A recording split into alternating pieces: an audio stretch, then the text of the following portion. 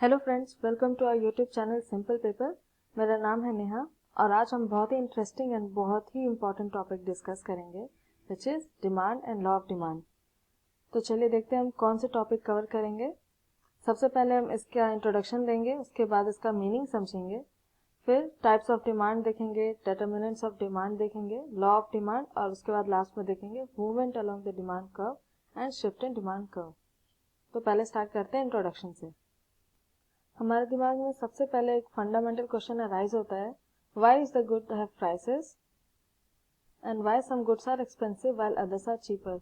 मतलब गुड्स के प्राइस क्यों होते हैं और जो गुड्स हैं उनमें कुछ एक्सपेंसिव होते हैं और कुछ चीप होते हैं, ऐसा क्यों है।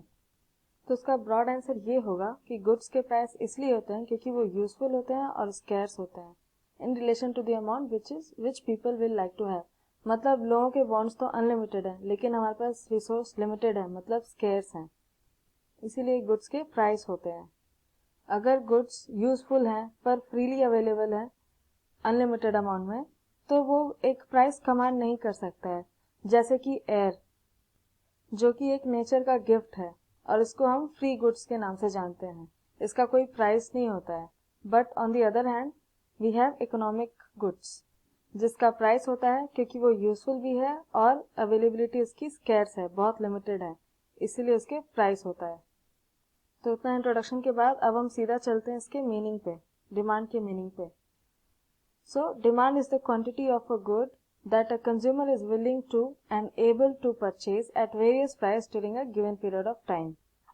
आम भाषा में डिमांड का मतलब डिजायर होता है, पर हर डिजायर डिमांड नहीं होती। क्यों? क्योंकि जब आपको कोई भी चीज चाहिए, आप कोई भी चीज खरीदना चाहते हो तो उसके लिए आपको उसका प्राइस पे करना होगा, आपके अंदर वो विलिंगनेस होनी चाहिए वो चीज खरीदने के लिए during a given period of time. एक डिजायर डिमांड तभी बनता है जब उसके ये 5 वैल्यूएबल एलिमेंट्स उसमें ऐड होते हैं। ये जो कंपोनेंट्स हैं इसको मिला के हम एक डिमांड बना सकते हैं। पहला है डिजायर फॉर अ कमोडिटी, मतलब कोई भी हमें सामान चाहिए उसके लिए हमें पहले डिजायर होना चाहिए। उसके बाद ability to buy, ability to buy मतलब हमारे पास पैसे होने चाहिए वो सामान खरीदने के लिए। फिर आता है विलिंगनेस टू पे फॉर इट, इसका ये मतलब है हमारे पास पैसे तो आ गए पर क्या हम सच्ची में खरीदना चाहते हैं या हमारे पास कोई और चीज है जिस पे हम पहले ध्यान देंगे बाद में पर्टिकुलर चीज खरीदेंगे। सपोज मुझे महंगा सा फोन चाहिए, अभी मेरे पास पैसे आ तो गए हैं लेकिन मैं विलिंग नहीं कर पा रही हूँ वो खरीदने के लिए। क्यों? क्योंकि उससे भी जरूरती चीजें पहले हैं मुझे पूरी करने के लिए। पहले मैं खाना खाऊंगी, अपनी बुनियादी चीजें पूरी करूंगी, उसके बाद ही मैं मूव करूंगी एक फोन के लिए। ठीक है, तो ये इसका मतलब होता है विलिंगनेस टू पे फॉर इट। फिर आता है at the given prices of the commodity, मतलब डिमांड कमोडिटी के लिए होता है डिफरेंट प्राइसेस पे, कोई भी चीज अलग अलग प्राइस पे होती है। तो क्या हम उस चीज का एक पर्टिकुलर प्राइस पे करने को तैयार हैं। और फिर तीसरा आता है in the given period of time, मतलब एक लिमिटेड एक गिवन टाइम पीरियड में ही हमको ये सब करना है परचेज। तो ये सारे कंपोनेंट्स मिला देने से हमारा डिमांड बन जाता है। नेक्स्ट चलते हैं टाइप्स ऑफ डिमांड पे। पहला आता है individual demand and market demand. तो पहला डिस्कस करते हैं individual demand. The quantity of a commodity that an individual customer is willing to buy at a given price during a given period of time is known as individual demand। मतलब एक individual की demand को हम individual demand कहते हैं easy term में, और इसको हम हाउस होल्ड के नाम से भी जानते हैं। जैसे आपके घर में आप डेली दूध लेते हो, उसको हम लोग क्या बोलेंगे, individual demand for the milk. फिर आता है market demand. It refers to the total quantity of a commodity that all the households are willing to buy at a given price during a given period of time। मतलब जैसे individual में एक single house hold है जो कि एक particular product which is milk उसका demand कर रहा है, तो उसे इंडिविजुअल डिमांड कर रहे हैं। लेकिन हर एक हाउस होल्ड का डिमांड जब हम लेते हैं तो वो मार्केट डिमांड बन जाता है। मतलब total quantity of milk which all buyers are willing to buy, मतलब जो सारे हाउस होल्ड मिलके हमें जो दूध खरीद रहे हैं सभी का टोटल को हम बोलेंगे मार्केट डिमांड। नेक्स्ट डिस्कस करेंगे ex ante and ex post demand. Ex ante demand refers to the amount of goods that consumer wants to or willing to buy during a particular time। मतलब ये एक planned या desired amount of demand है। अभी हम खरीदे नहीं है, अभी हम एक शॉप पे जा रहे हैं, हमारा मन करता है हम ये भी ले लें वो भी ले लें, इसको हम एक्स आंटे बोलेंगे, क्योंकि अभी हम सिर्फ डिजायर दिखा रहे हैं, हम प्लान कर रहे हैं कि हमें ये भी चाहिए वो भी चाहिए। पर एक्सपोस्ट डिमांड अलग है। It refers to the amount of goods that the consumer actually purchase during a specific time. मतलब इसमें क्या होता है कि मन तो हमारा बहुत कुछ खरीदने का है, लेकिन हम लिमिटेड आइटम ही लेते हैं, राइट, क्योंकि बजट कंस्ट्रेंट है, जितना बजट होगा हम उतना ही लेंगे। तो जो एक्चुअल अमाउंट हमने खरीदा है उसको एक्सपोज डिमांड कहते हैं। नेक्स्ट आता है joint demand. It refers to the demand for 2 or more goods which are used jointly or demanded together। मतलब ये उन गुड्स का डिमांड है जिसका हम यूज साथ में करते हैं, जैसे कि car and petrol, butter and bread are the good which are use together. इन सभी जो एग्जाम्पल में दिया, इन सभी गुड्स का हम यूज साथ में करते हैं और इसको हम जॉइंट डिमांड बोलते हैं। जैसे कार का डिमांड अगर इंक्रीज होता है तो उसकी वजह से पेट्रोल का भी डिमांड बढ़ जाएगा। नेक्स्ट डिस्कस करेंगे derived demand. The demand for a commodity that arises because of the demand for some other commodity is called derived demand. मतलब ये एक डिमांड रेज होता है किस लिए? एक दूसरी कमोडिटी के डिमांड की वजह से। जैसे स्टील हो गया, ब्रिक हो गया, सीमेंट, स्टोन्स, वुड, ये सब का डिमांड जो आता है उसको हम डिराइव डिमांड बोलेंगे। क्यों? क्योंकि अगर आपको घर बनाना है या कोई भी एक बिल्डिंग बनानी है तो सबसे पहला आपका डिमांड यहाँ पे किसका है? घर का या फिर किसी बिल्डिंग का। लेकिन इसे बनाने के लिए आपको बाकी चीजें भी चाहिए, जो कि स्टील, ब्रिक, सीमेंट, ये सब हो गया, तो इसको हम लोग डिराइव डिमांड बोलेंगे। नेक्स्ट है composite demand. Demand for goods that have multiple uses is called composite demand. मतलब ऐसा गुड जिसका मल्टीपल यूसेज होता है उसको हम कंपोजिट डिमांड कहते हैं। एग्जाम्पल में demand for steel arises from various uses of steel. मतलब अगर हम स्टील खरीदते हैं तो उसके तो बहुत डिफरेंट यूसेज होते हैं, जैसे कि बर्तन बनाने के लिए, बस की बॉडीज बनाने के लिए, एटसेट्रा। तो इसको हम लोग कंपोजिट डिमांड बोलते हैं। नेक्स्ट अभी हम डिस्कस करेंगे डिटर्मिनेंट्स ऑफ डिमांड, मतलब फैक्टर्स अफेक्टिंग डिमांड।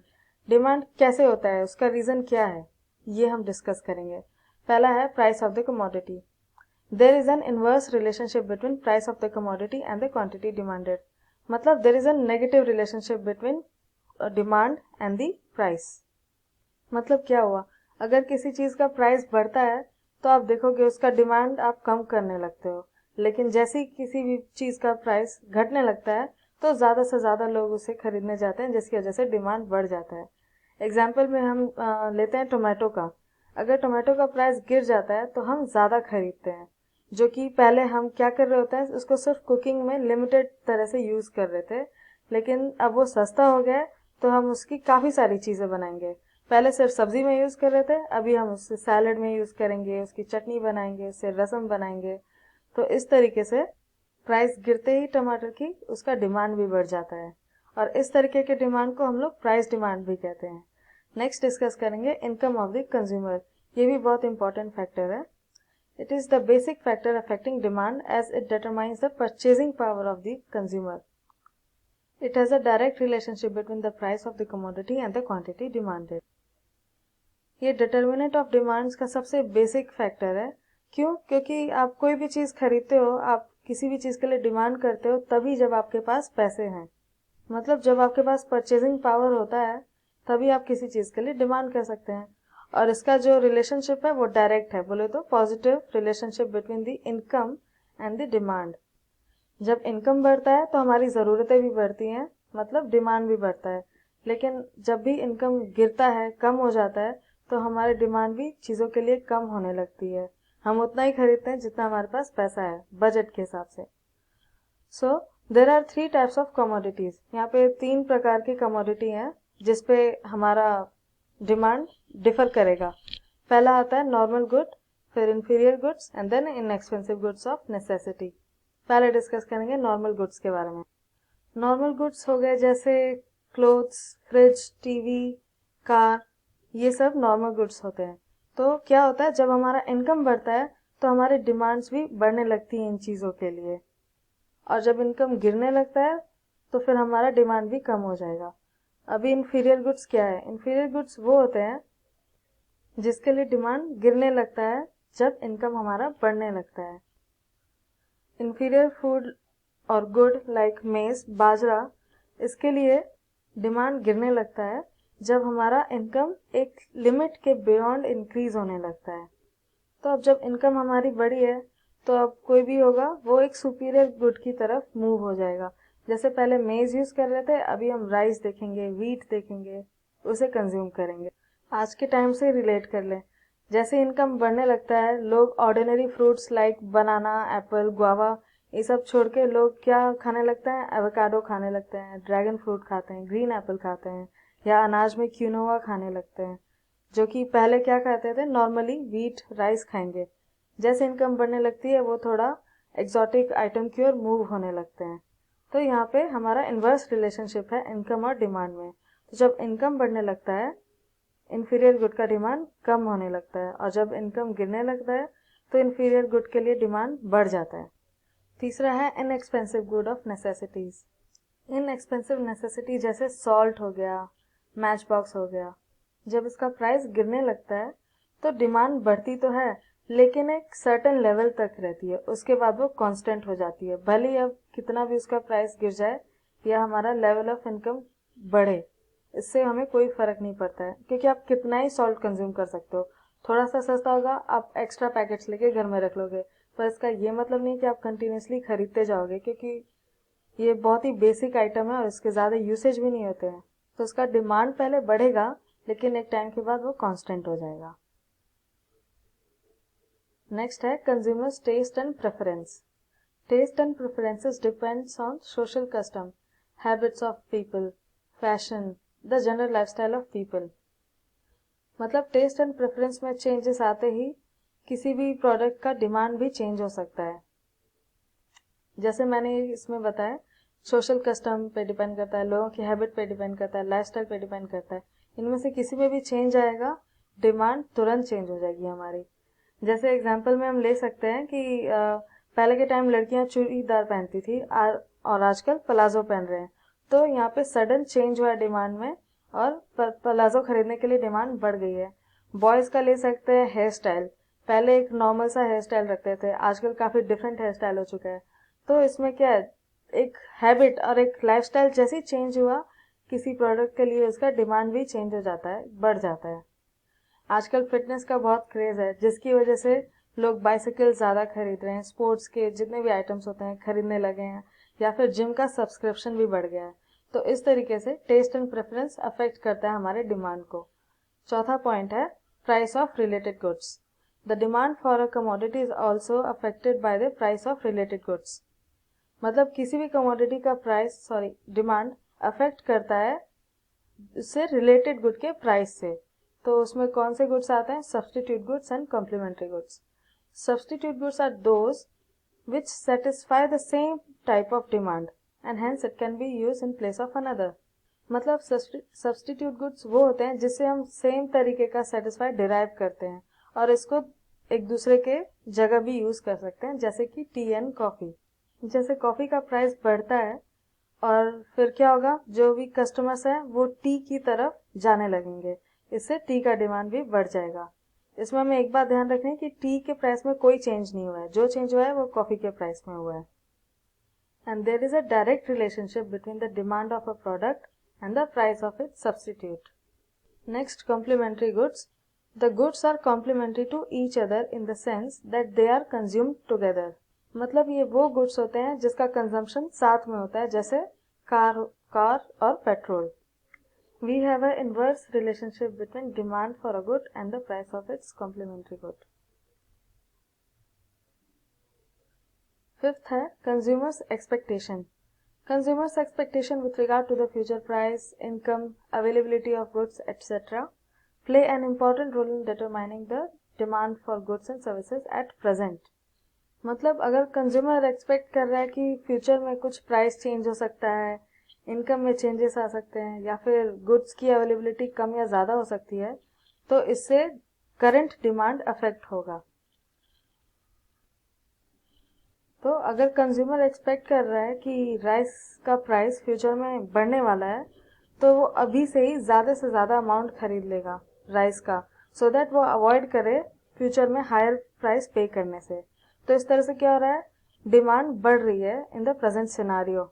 इसमें कोरोना का एग्जाम्पल ले सकते हैं। जैसे स्टार्टिंग में जब कोरोना लॉकडाउन स्टार्ट हुआ था, हमको डाउट हो रहा था कि हमें ग्रोसरी सामान मिलेगा या नहीं मिलेगा, तो इसलिए हम जल्द से जल्द जाके ज़्यादा से ज़्यादा सामान खरीद ले रहे थे। तो इससे क्या हो रहा है, इससे एक पर्टिकुलर प्रोडक्ट का डिमांड बढ़ जाता है। तो ये एक्सप्लेन कर रहा है कंज्यूमर्स एक्सपेक्टेशन। नेक्स्ट है consumer credit facility. If consumers are able to get credit facilities or they are able to borrow loan from the bank, they would have tempted to buy certain goods they could not have purchased otherwise. ये तो आपको भी पता है, आजकल कोई भी चीज़ खरीदना कितना आसान हो चुका है। पहले के टाइम लोग चाह के भी कोई चीज़ नहीं खरीद पाते थे। क्यों? क्योंकि इतनी क्रेडिट फैसिलिटी नहीं थी।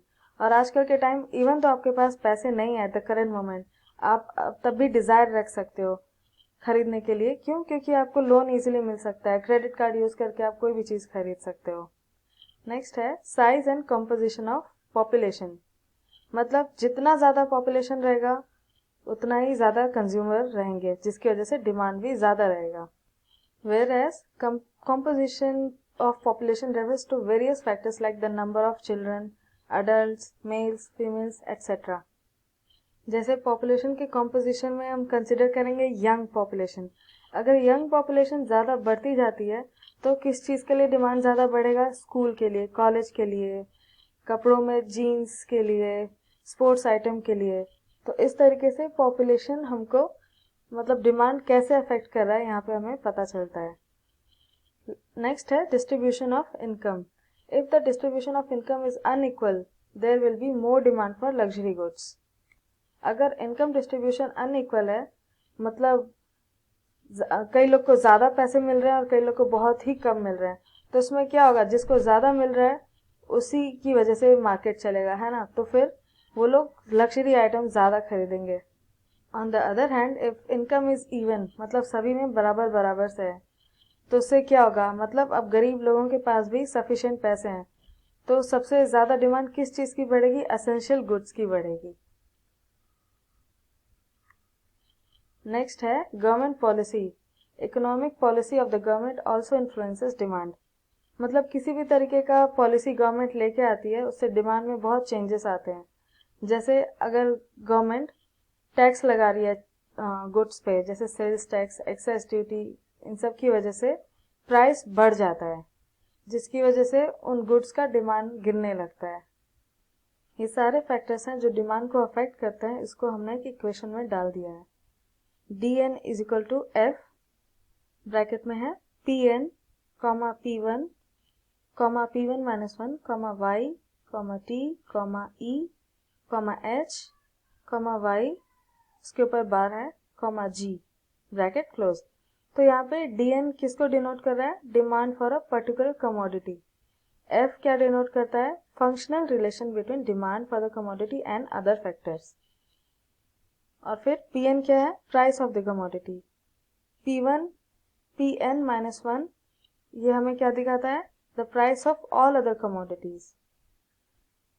y denotes income, t denotes taste and e denotes expectations।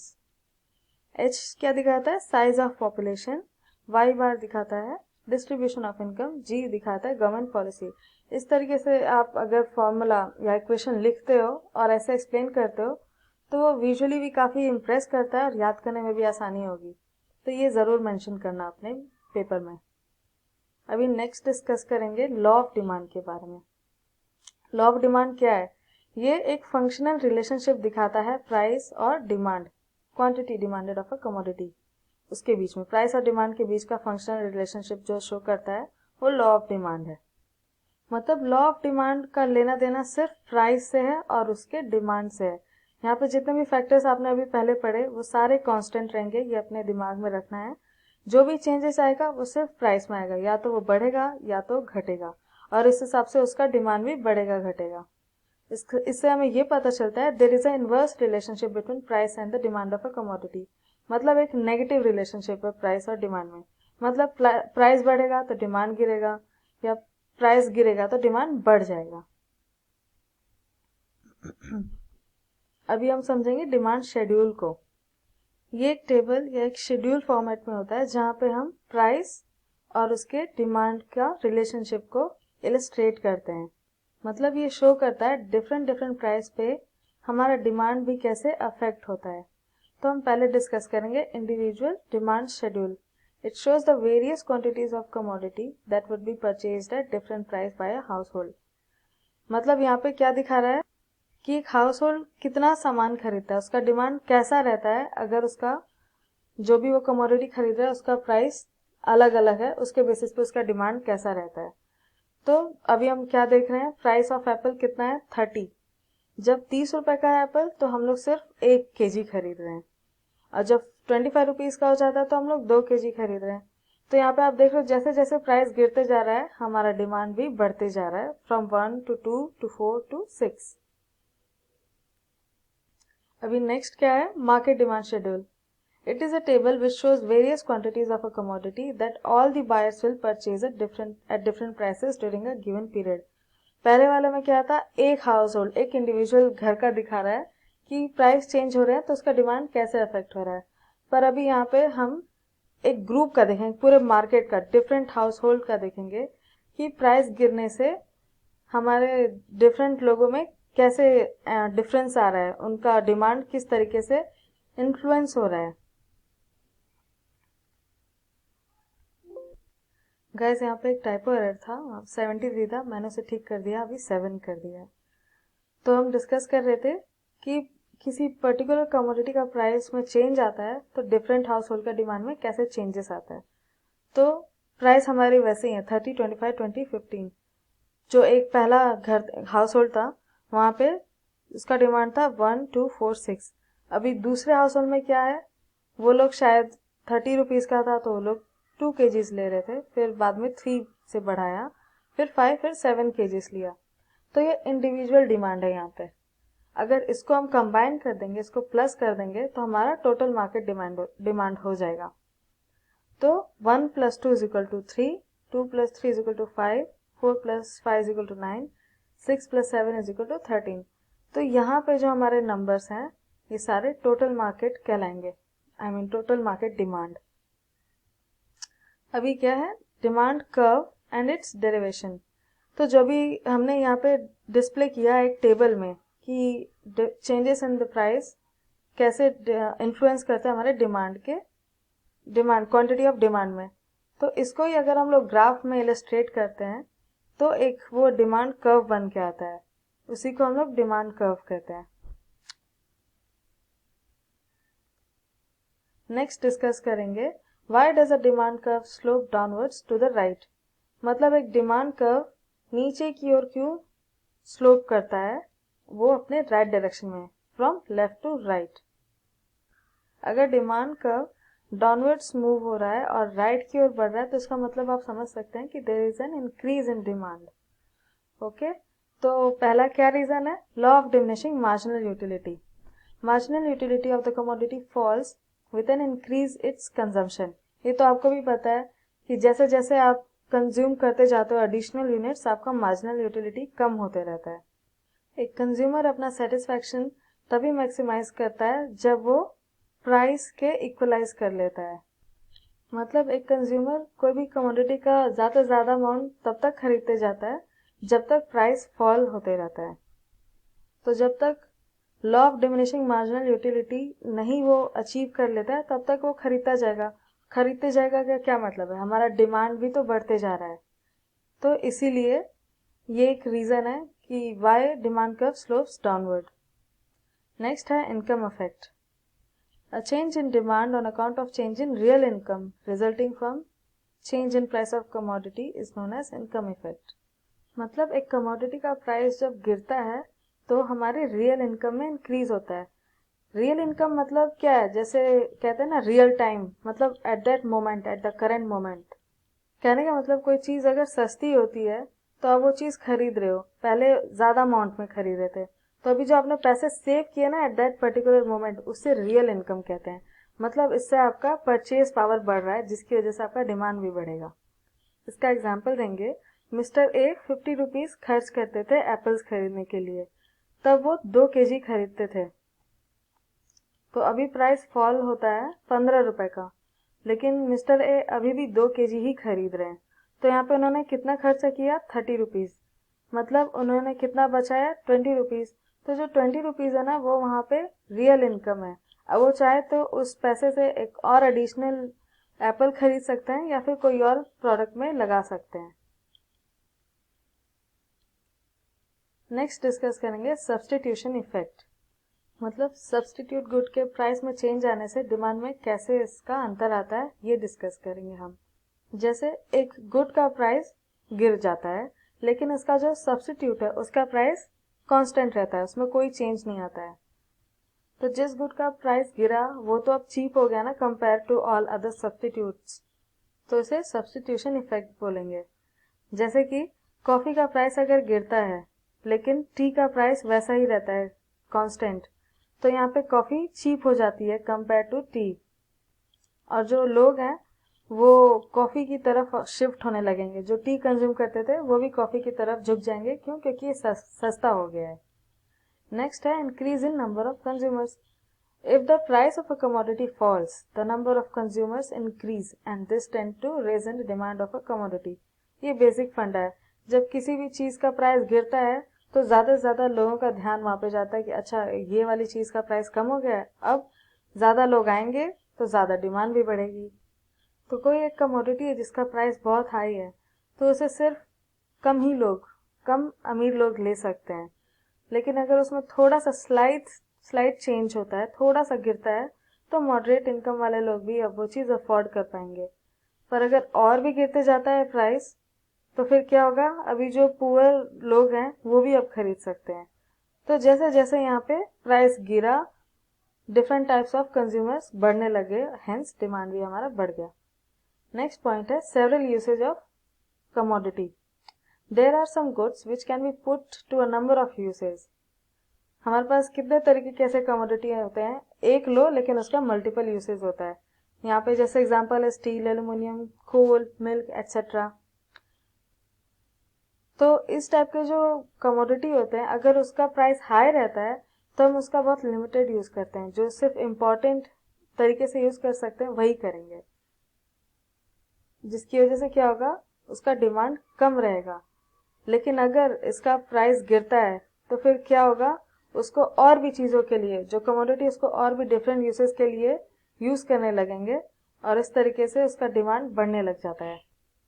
मान लो जैसे बिजली का प्राइस हाई है, तो अभी हम क्या करेंगे, उसका सिर्फ लाइटिंग पर्पस के लिए यूज़ करेंगे, क्योंकि वो हमारी बेसिक नेसेसिटी है।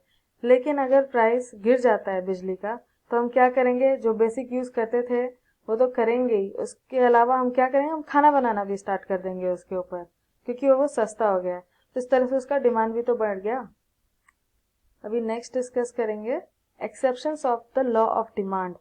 तो लॉ ऑफ डिमांड में हमने डिस्कस किया कि प्राइस और डिमांड का इन्वर्स रिलेशनशिप है, मतलब नेगेटिव रिलेशनशिप। प्राइस बढ़ता है तो डिमांड गिर जाता है, प्राइस गिरता है तो डिमांड बढ़ जाता है। लेकिन हमारे पास कुछ एक्सेप्शंस भी हैं, मतलब यहाँ पे अभी और ऐसे गुड्स हैं जिसमें इसका कोई असर नहीं पड़ता है, ये लॉ फेल हो जाता है यहाँ पे। क्यों, क्योंकि इन गुड्स का प्राइस जब बढ़ता है तो डिमांड भी बढ़ने लगती है, और जब प्राइस गिरता है तो डिमांड भी घट जाती है। तो ये है exceptions of the law of demand. पहला है Giffen goods. It is named after 19th century economist sir Robert Giffen. ये इनके नाम के बेसिस पे रखा गया है इस गुड का नाम। इन्होंने इस फिनोमेना को पॉइंट आउट किया था। ये ऐसे गुड्स हैं जिस पे कंज्यूमर अपने इनकम का मेजर पोर्शन स्पेंड करता है, और जब भी इस गुड का प्राइस गिरता है तो हमारा डिमांड भी गिर जाता है। जैसे मेज़ का प्राइस अगर गिर जाता है तो जो गरीब लोग हैं उनका रियल इनकम बढ़ गया, तो उससे क्या होगा कि वो लोग अभी राइस खरीदेंगे, वीट खरीदेंगे। लेकिन अगर हमारा मेज़ का प्राइस बढ़ जाता है तो फिर क्या कर सकते हैं, अभी तो हमको मेज़ ही लेना होगा, अभी हम राइस वगैरह नहीं ले सकते हैं, क्योंकि अभी सर्वाइवल की बात आ गई है जहां हम सिर्फ मेज़ ही अफोर्ड कर पा रहे हैं। तो इधर क्या देखा, जब प्राइस गिरा तो उसका डिमांड भी कम हो गया क्योंकि कंज्यूमर दूसरे सुपीरियर गुड्स की ओर जाने लग गया। लेकिन जैसे ही प्राइस बढ़ गया डिफरेंट गुड्स का, तो अभी हमारे पास तो अब कोई रियल इनकम बच नहीं रही है जो हम सेव कर रहे थे पहले। तो उससे अभी हम अपना बेसिक डिमांड ही पूरा करेंगे वो मेंस को खरीद के अपने सर्वाइवल के लिए। नेक्स्ट आता है articles of snob appeal. The law of demand doesn't apply to the good which serves as a status symbol. कई प्रकार की मार्केट में चीजें हैं जिससे लोग अपना स्टेटस सिंबल शो करते हैं, तो यहाँ पे हमारा लॉ ऑफ डिमांड अप्लाई नहीं होता है। इन गुड्स का डिमांड होता है इसलिए क्योंकि इससे लोग अपने आप को सुपीरियर समझते हैं और समझते हैं कि जो दूसरे लोग हैं उनसे जलेंगे क्योंकि उन लोगों ने एक हाई प्राइस्ड आइटम रखा है अपने पास। जैसे डायमंड का प्राइस अगर बढ़ता है तो जो रिच लोग हैं उन्हें उससे कोई फर्क नहीं पड़ता, वो तभी भी डायमंड खरीदेंगे ताकि वो शो ऑफ कर सके कि हम अभी भी खरीद पा रहे हैं और ये हमारा स्टेटस सिंबल है, अब तुम लोग ये खरीदने के लायक नहीं हो, तुम लोग अफोर्ड नहीं कर सकते हो। वो ये शो ऑफ करना चाहते हैं। तो इससे पता चल रहा है कि हमारा डायमंड का प्राइस बढ़ा लेकिन उसका डिमांड भी बढ़ गया। क्यों? क्योंकि लोग को शो ऑफ करने में ज़्यादा मज़ा आता है। नेक्स्ट है एक्सपेक्टेशंस रिगार्डिंग फ्यूचर प्राइसेस।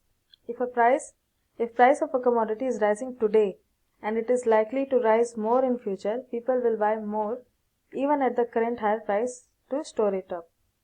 मतलब अगर किसी कमोडिटी का प्राइस बढ़ रहा है और कंज्यूमर को ऐसा लग रहा है कि वो आगे चल के और बढ़ेगा, तो क्या करेगा? वो ज़्यादा आइटम खरीद लेगा, भली वो हायर प्राइस पे क्यों ना हो, अभी खरीद लेगा और उसको स्टोर कर लेगा फ्यूचर के लिए। जैसे कोरोना का ही एग्जाम्पल ले सकते हैं। पहले सैनिटाइजर बहुत कम लोग ही यूज़ करते थे, लेकिन जैसे ही कोरोना आया लोगों को पता चला अच्छा सैनिटाइजर यूज़ करने से हम जर्म्स को कर सकते हैं, हम कोरोना से बच सकते हैं।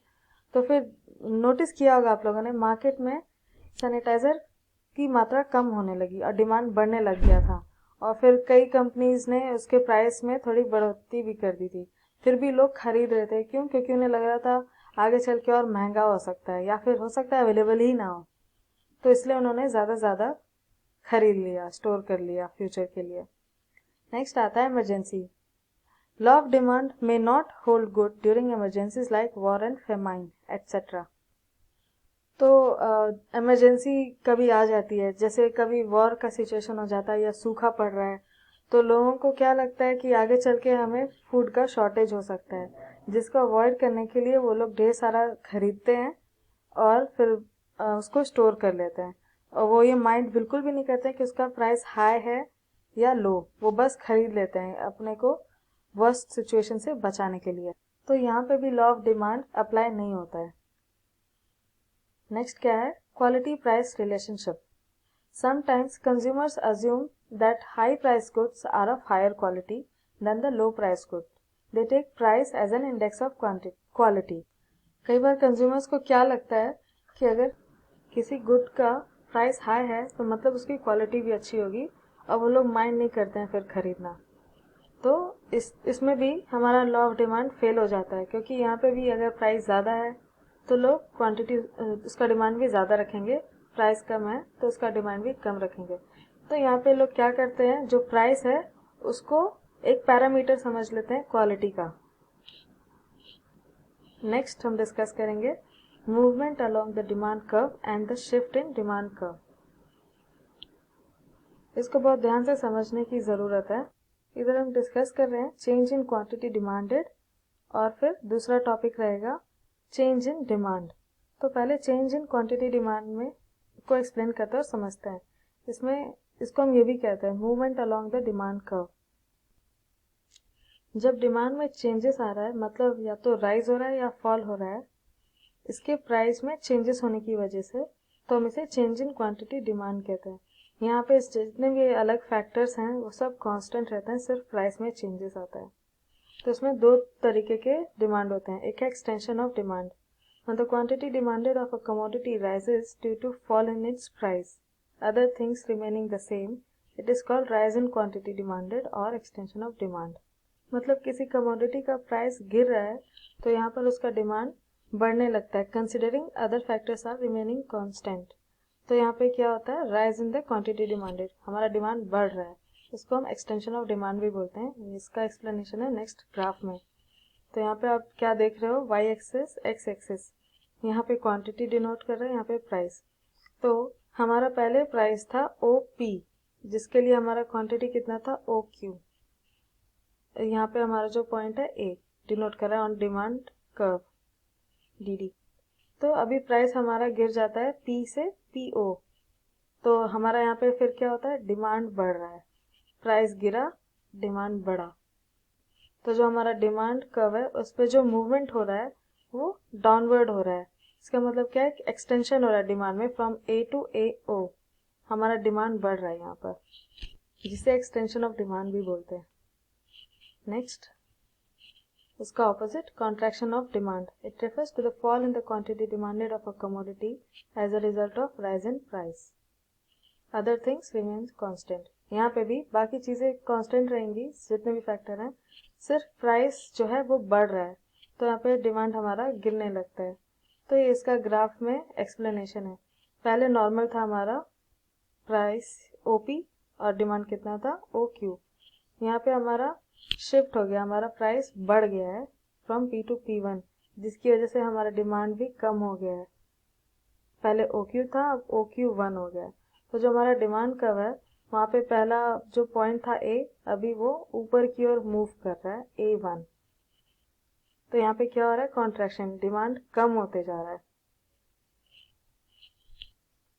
तो a movement down on a demand curve is called extension of demand.